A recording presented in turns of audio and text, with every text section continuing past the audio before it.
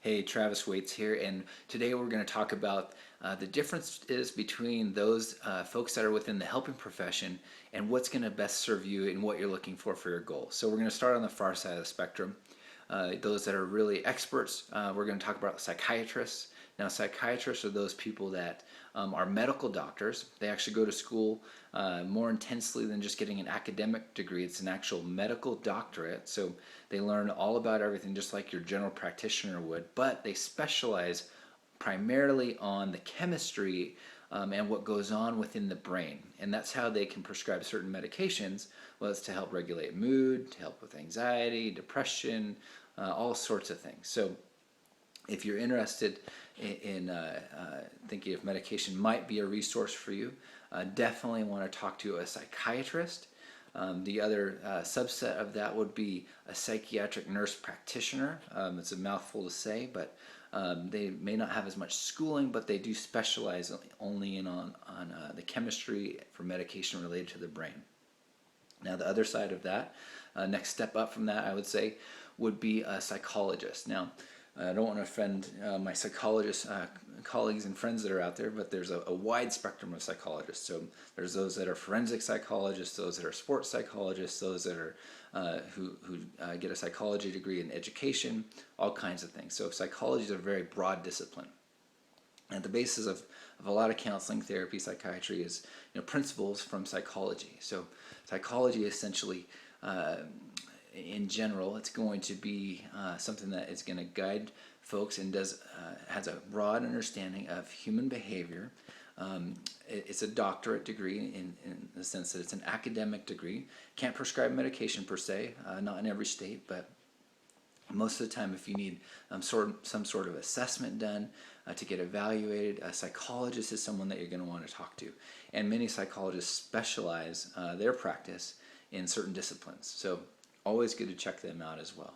Now, therapists, on the other hand, generally drill down to a very specific area of expertise, such as a marriage and family therapist. They're experts in family systems, understand that the individual lives within a context of relationships, and so you can't just take the individual out of that. You got to consider the whole system. They really drill down on what those relationships mean. So that's what a marriage and family therapist would do. Now, a counselor, many counselors, just like psychologists, also drill down and specialize in certain areas and topics. But counselors in general are generalists. They can help with just about anything that's on that therapy or counseling spectrum. Now, therapists and counselors, those terms get interchanged a lot within the mental health field, and that's fine. They are unique disciplines, but they're not that different. So if you need help dealing with trauma or something from the past, some of the things that are heavier that you go through in life, you definitely want to check out a counselor or a therapist. Now, a life coach or an executive coach, the whole personal coaching and professional development world is very productive as well.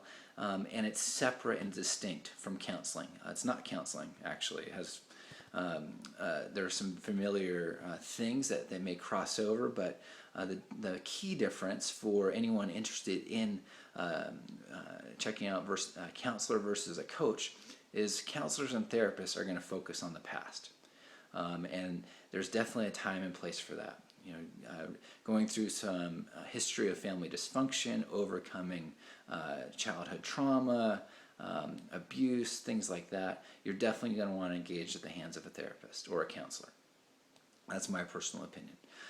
Now, a coach is someone that's going, whether they call themselves a life coach, a professional development coach, an executive coach, a business coach, whatever that is. Anyone who uses the title of a coach in the personal development realm is going to be focused on your strengths and focused on the future. They're not going to engage so much in the past. They may, get to know that just because they want to know a bit about who you are, but it's more about forward-looking, based off of your strengths and what are your goals. How can we improve what's working and make that better? So a lot of people, frankly, don't need counseling or therapy. It's not going to be a benefit to them. What they do benefit from is a helpful relationship that's based off of goals with someone that's going to help hold them accountable, and that's where a coach comes into play. So it's structured. The relationship with a coach is a professional one, and it's something that has the benefit of the client in mind, but it's always focused on the future and always forward looking.